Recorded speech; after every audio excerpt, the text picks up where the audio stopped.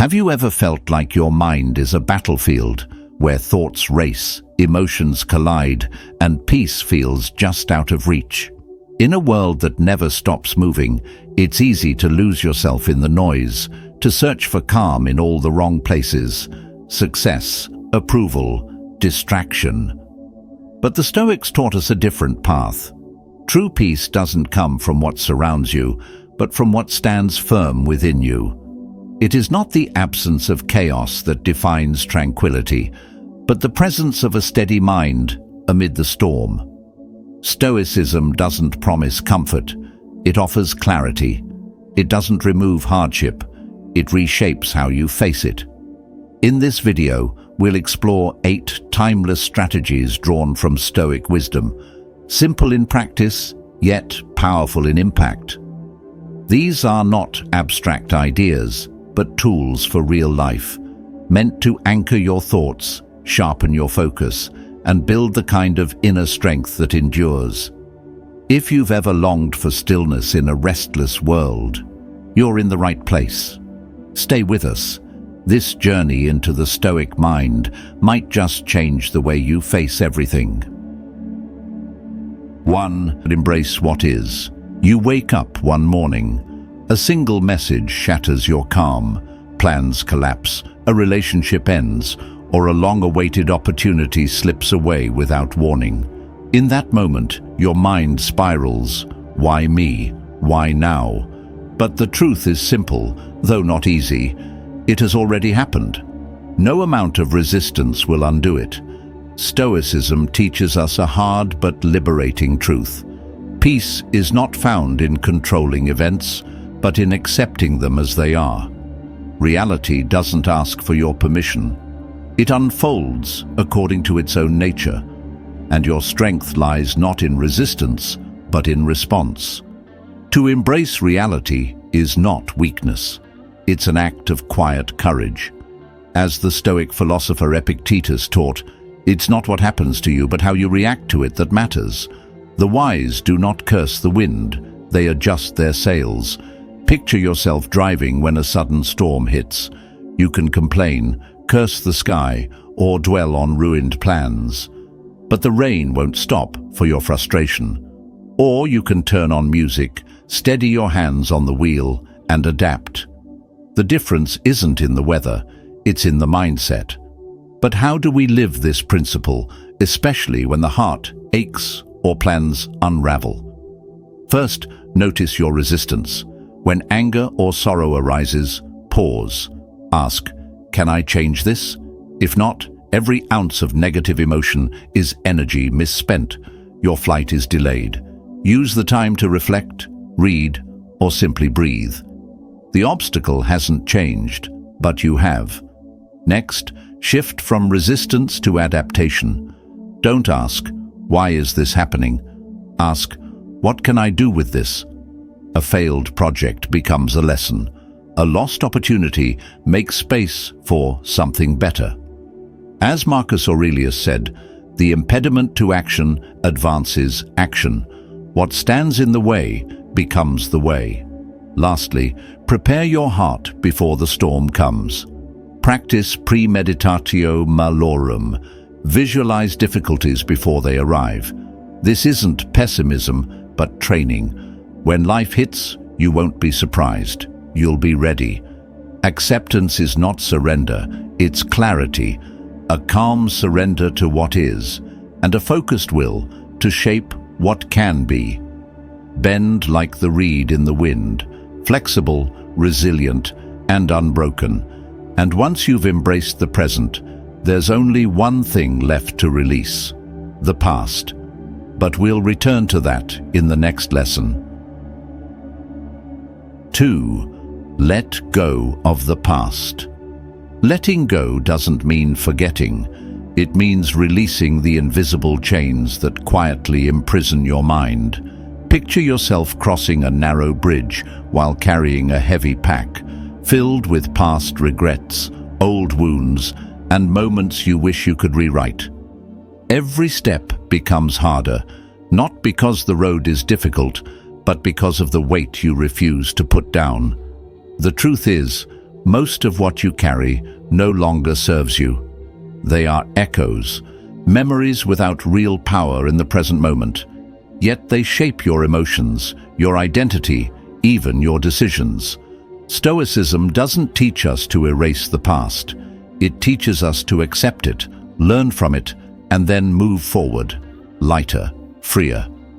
Seneca once wrote, "No man was ever wise by chance.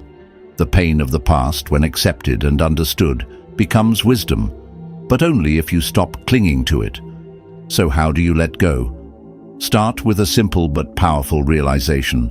The past only holds power if you allow it. The mistake is already made, the loss already felt.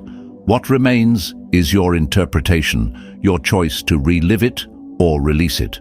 Ask yourself, am I using this memory to grow, or am I using it to punish myself? Sometimes we hold on not because we want to, but because pain becomes familiar, like a worn-out story we keep retelling. But ask yourself honestly, does this pain honor what you lost, or does it keep you stuck? A helpful exercise. Write down what still haunts you: a failure, a broken relationship, a word you wish you never said. Then ask, does this still have real power in my life today? Or is it just a shadow I've mistaken for something solid? To let go is not to forget, it is to reframe. View your scars not as proof of failure, but as reminders that you survived and grew. You are not who you were then. You are who you choose to become now. And most of all, practice. Letting go isn't a one-time act. It's a daily decision. Some days the past will whisper to you, try to pull you back. When it does, answer it gently. That story is over. I'm writing a new one now. Third anchor in the present. The human mind is like a boat adrift on the river of time, tossed between the shadows of the past and the fog of the future. If we do nothing, it drifts endlessly, pulled by regrets we cannot change and fears that may never come. But there is one place where these currents lose their power: the present moment. Here, right now, is the only moment that truly belongs to you. The Stoics understood this well. They didn't waste life reliving what was or worrying about what might be. They anchored themselves in the now. As Heracles once said, we should restrict ourselves to the present, for only this is truly ours. And yet, for many of us, living in the present feels strangely out of reach. We eat without tasting, speak without listening, walk without noticing the ground beneath our feet. We don't live. We rush through life, always somewhere else in our minds. But what if you stopped, just for a moment? Listen to the hum around you. Feel the breath entering and leaving your body. Ask yourself, is anything missing in this very moment? Often the answer is no. Everything is whole. Everything is enough. Being present is not about ignoring the future. It's about giving your full attention to the moment where life actually happens. A warrior doesn't ignore what lies ahead, but he knows he cannot fight tomorrow's battle with today's sword. He must be here, now, mind sharp, senses awake. One of the simplest and most effective ways to anchor yourself is through the breath. When your thoughts begin to wander, pause. Inhale deeply. Feel the air fill your lungs. Exhale slowly. The breath is always present. Let it guide you back. Have you ever lost yourself in a sunset, a song, or a silent moment so powerful that time seemed to stop? That's not coincidence, that's presence. And in that space, peace arises naturally. Not because the world is perfect, but because your mind is no longer fighting it. To live with clarity, we must learn not just to act, but to pause. Because sometimes wisdom comes not from motion, but from stillness. And in that stillness, we rediscover what it means to truly live. 4. Pause with purpose. In a world obsessed with movement, we often believe that stillness is weakness, that to pause is to fall behind. But the Stoics knew otherwise. True strength, they taught, lies not in constant motion, but in knowing when to stop. Think back to a moment when your thoughts raced in circles, or when working harder only led to deeper exhaustion. That was your mind's quiet plea for stillness. Not escape, but restoration. Sometimes the wisest thing you can do is to pause, not to abandon effort, but to return to it with clarity and renewed focus. The ancient Romans had a word for this: otium. It wasn't laziness, it was intentional rest, a sacred space for reflection, inner order, and mental renewal. Seneca once wrote, "We should give ourselves a break.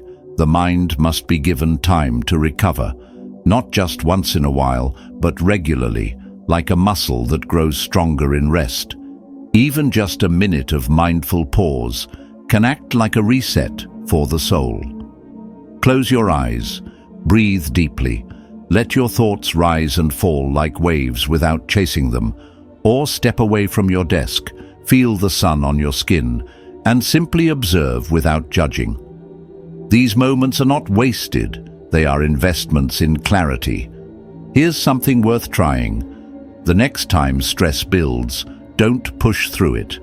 Instead, pause. For just 30 seconds, anchor yourself in your breath. Feel the rhythm of your body returning to balance. It may feel small, but in that stillness, your mind begins to reorder itself. And if you want this to become a way of life, make it intentional. Before a difficult task, pause. After completing one, breathe.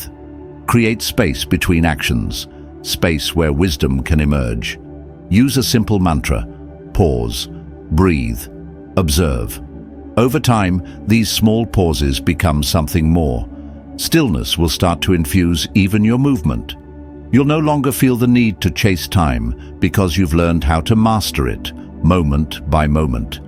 We've now reached the halfway point in our journey to a calmer, more focused mind. If you're still here, it means something powerful. You're serious about your inner growth. And what comes next will take you even deeper. Stay with us. The best is yet to unfold. 5. Master your thoughts. An untrained mind is like an untended garden. Left alone, it becomes overrun. Weeds of fear, doubt, envy, and self-pity take root, choking the growth of peace and wisdom. Unlike nature, these mental weeds don't wither on their own. If ignored, they flourish and quietly shape our inner world. That's why mastering your thoughts isn't a luxury, it's a necessity. The Stoics understood this with absolute clarity.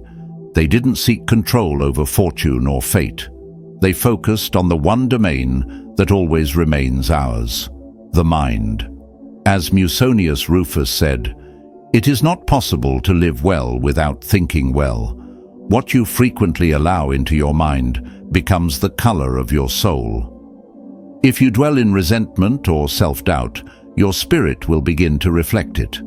But by cultivating awareness, you reclaim authorship over your inner narrative. Start by observing. Notice your thoughts without judgment.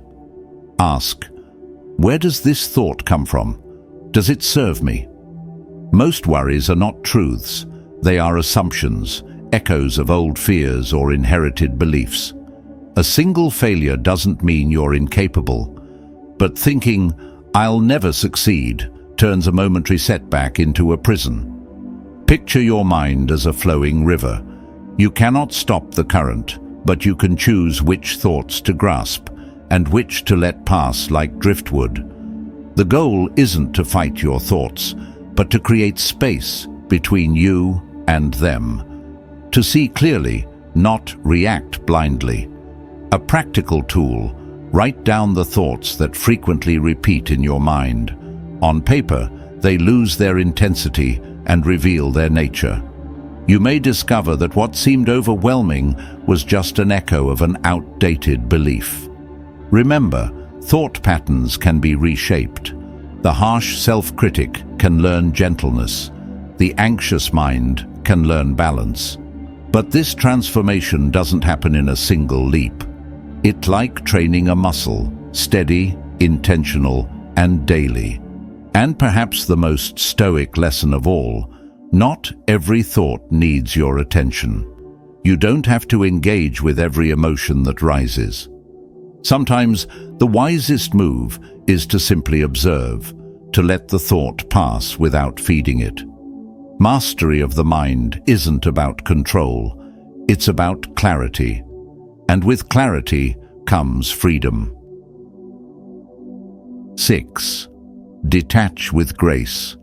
Have you ever clung to something so tightly, an ideal, a person, a plan, that you didn't notice it was hurting you more than helping? Like gripping a rope in a storm, your hands raw and bleeding, but too afraid to let go. We convince ourselves that if we just hold on tighter, we won't lose what we love. But often, it's that very act of clinging that creates our suffering. Imagine standing on a bridge over a fast-flowing river. Leaves, twigs, and branches float by. If you lean down and try to catch one, you risk slipping, even falling. But if you stand still and observe, you remain grounded while the current continues its course. This is the essence of graceful detachment, not coldness, but wisdom. Stoicism does not teach us to stop caring. It teaches us to care well, to love fully, but not fearfully, to commit with heart, but without illusion. As Arian once wrote in the Discourses of Epictetus, "Attach yourself only to that which cannot be taken away. We will lose people. Opportunities will pass. Plans will change. This is life. But suffering is not in the loss. It's in our resistance to it. We say, 'It shouldn't have ended,' or 'I can't live without this.' But the Stoic knows we don't possess anything, not truly. Everything is borrowed, even our breath. Think of the things you value most: a dream, a loved one, a role in life. Picture them as birds resting in your open palm. You don't cage them, you don't clutch. You simply hold them, grateful. And when they take flight, you smile, not because it doesn't hurt, but because you loved them freely without trying to own them. Seneca once said, "He who is brave is free." And freedom often begins with letting go, not in bitterness, but in peace. Let go of needing everything to go your way. Let go of the illusion that control brings certainty. When life doesn't unfold as planned, ask yourself, is this mine to control? If yes, act with purpose. If not, release it gently, like a leaf on the river. Let it pass. And in that release, feel the quiet strength that comes, not from having less, but from needing less. To detach with grace is not to give up. It is to live without fear, love without condition, and walk through life with open hands. 7. Cultivate gratitude. Gratitude, at first glance, may appear gentle, even simplistic, but in the eyes of the Stoics, it is one of the most powerful disciplines of the mind. Not a passing emotion, but a conscious choice, a mental lens through which we begin to see life, not through what is lacking, but through what already is. A man may live in luxury, yet feel impoverished, forever haunted by what he does not have. Another may eat a simple meal alone, but feel deeply fulfilled, because he has trained his mind to recognize abundance even in its humblest form. As Epictetus once said, "Wealth consists not in having great possessions, but in having few wants." True richness, according to Stoic philosophy, lies not in acquiring more, but in learning to need less. Gratitude is the soil in which this richness grows. But the modern mind is not conditioned for gratitude. We scroll, compare, and crave, constantly reminded of what we lack. We dream endlessly of the next success, the next possession, the next version of life that will finally make us whole. But the Stoics invite us to pause and ask, what if the life I'm chasing is already here, waiting to be noticed? Marcus Aurelius wrote, "Do not hanker after what you do not have. Instead, fix your attentions on the finest of what you do have, and think how much you would long for these things if they were not in your possession." This reflection isn't just philosophical, it's practical. It reorients your mind from craving to clarity. Gratitude is not reserved only for comfort and ease. A true Stoic cultivates gratitude even amid adversity. A failed plan may offer a valuable lesson. A broken heart may reveal the depth of our capacity to love. A setback may strengthen the will. The Stoic does not thank fate only when things go well, but also when hardship refines the soul. Try this practice. Each morning, write down 3 things you're grateful for. Not grand, abstract ideas, but small, real things. The quiet before sunrise. A difficult lesson you finally understood. A friend who checked in on you. Over time, you'll find yourself noticing more, needing less, and complaining far less. Science now affirms what the Stoics knew centuries ago. Consistent gratitude rewires the brain, increasing emotional resilience and reducing anxiety. It becomes a source of strength, not just sentiment. But perhaps the greatest gift of gratitude is this: it brings you fully into the present. It teaches you to see, to feel, and to appreciate what is, rather than what might be. And in that presence, you gain not only peace, but clarity.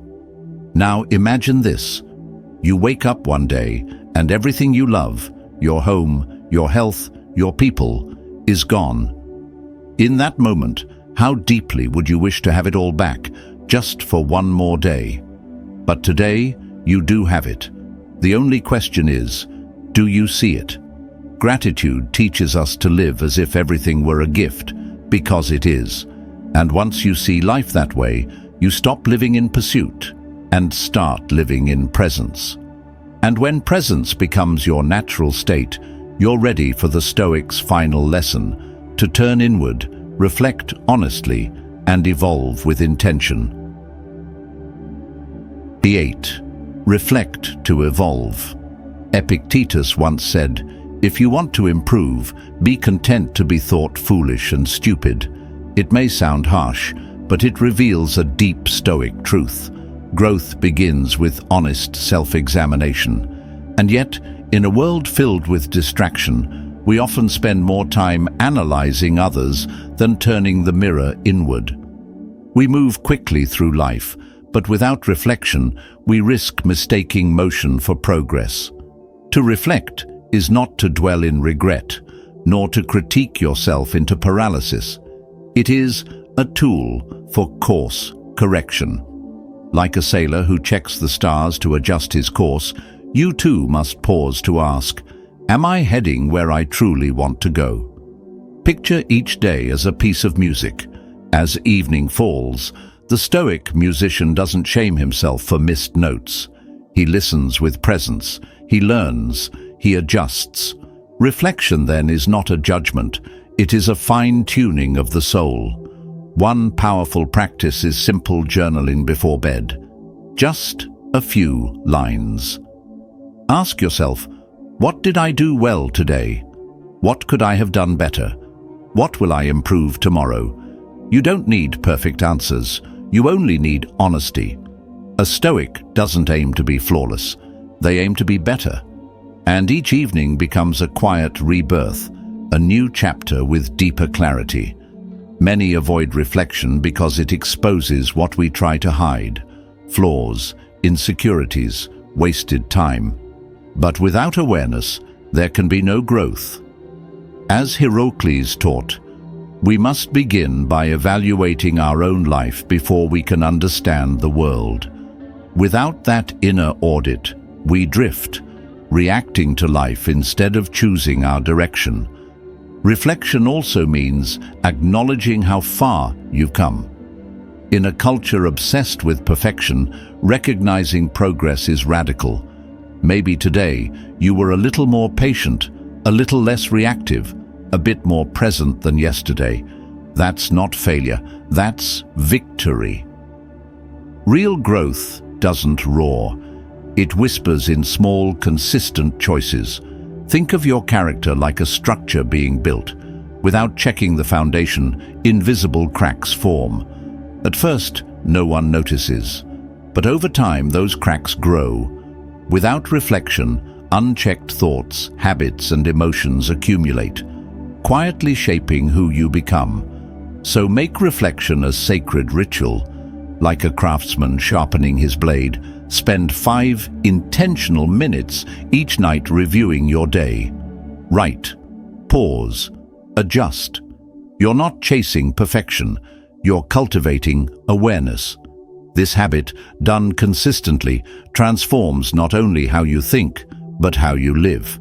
You begin to see life with greater clarity. You make decisions with purpose, not impulse. You respond instead of react.